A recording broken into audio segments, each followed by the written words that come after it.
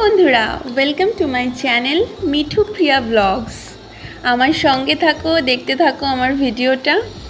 আর হ্যাঁ, আমার চ্যানেলে যারা নতুন তারা কিন্তু সবাই আমাকে খুব করে সাপোর্ট করো, সাবস্ক্রাইব করে আমার পাশে থেকো।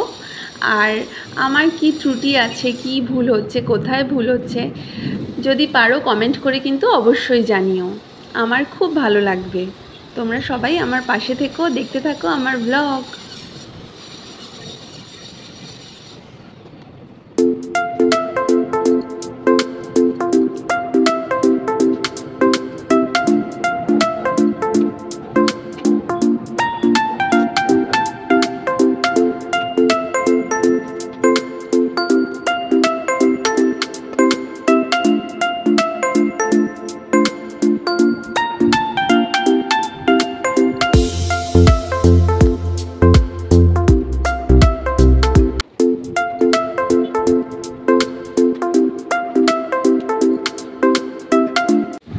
তো দেখতে দেখতে আমার এতগুলো শাপলা কিন্তু ছোলা হয়ে গেছে।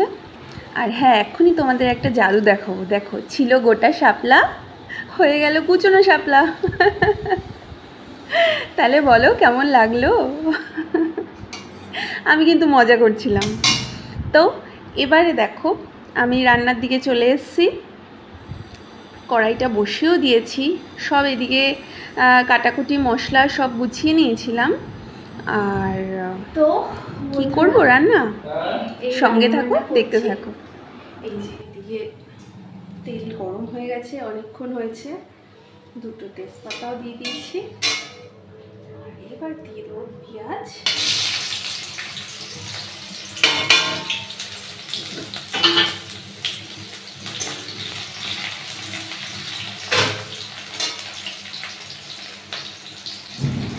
আজকে কিন্তু পুরো রেসিপিটাই তোমাদের সাথে শেয়ার করব, এটাই ভেবেছি।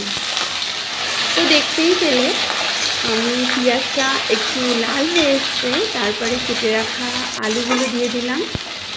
এবার আলুগুলোকে একটু ভালো করে ভেজে নেব।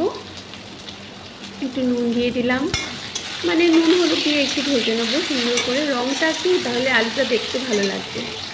সাদা সাদা থাকলে পরে একটু কেমনই লাগে। তো যাই হোক, দিয়ে দিলাম হলুদ। আলুটা বেশ সুন্দর হয়ে ভেজে উঠেছে। এরপরেই ওদিকে তো সব আমি গুছিয়ে রেখেছিলাম, চিংড়ি মাছটাও আগে থাকতে ছাড়িয়ে ধুয়ে টুয়ে রেখেছিলাম। আর এই যে দেখতেই পাচ্ছ, চিংড়ি মাছগুলো অনেক বড় বড় ছিল, মানে এখন অতটা বোঝা যাচ্ছে না, কিন্তু সামনাসামনি ওটা অনেক বড় বড় ছিল। তো যাই হোক, চিংড়িগুলোও দিয়ে দিলাম। তেলে আগে দিইনি, এভাবে করলে না চিংড়ি মাছগুলো রাবারের মতো হয়ে যায় না, একটু সফট থাকে। আর আমি তো তুলবো না, আমি মশলার সাথে পুরোটাই কষাবো, তার ফলে ভেতরে ঢুকে যায় পুরোটা। সব মিলিয়ে মোটমাট এটা বেশ ভালোভাবে হয়। তো এবার মশলাও করে রেখেছিলাম, সেই মশলাটাও ঢেলে দিলাম। এবার আস্তে আস্তে মশলাটা কষাচ্ছি। দেখতেই পাচ্ছ মশলাটা কিন্তু অনেকটাই হয়ে এসছে কষানো। আর একটু হলুদ লাগতো, সে কারণে আমি আর একটু হলুদ দিয়ে দিলাম, মানে আগে থাকতেই বেশি করে দিয়ে দিইনি। যদি নুন বলো, হলুদ বলো, ঝাল বলো, যদি বেশি হয়ে যায় তখন ব্যাপারটা একটু কেমনই লাগে, তখন আর কী করে ঠিক করবো বলো।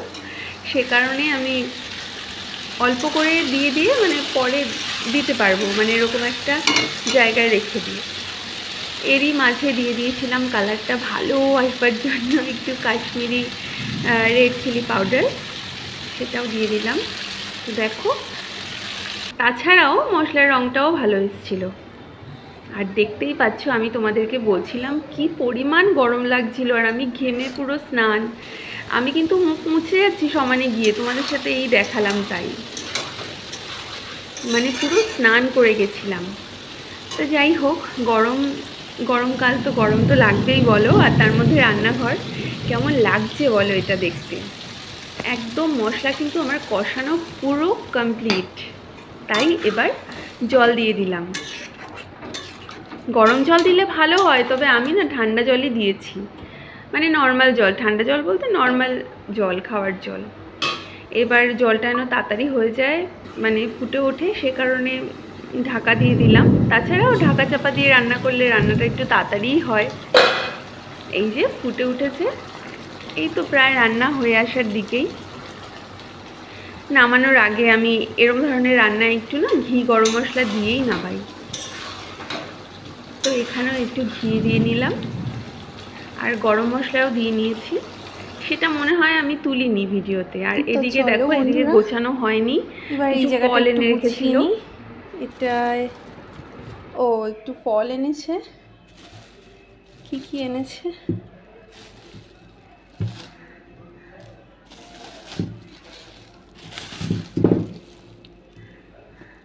পড়ে যাস না। আর এখানে মনে হয় আপেল, এখানে আপেল, এখানে শসা আর কলা।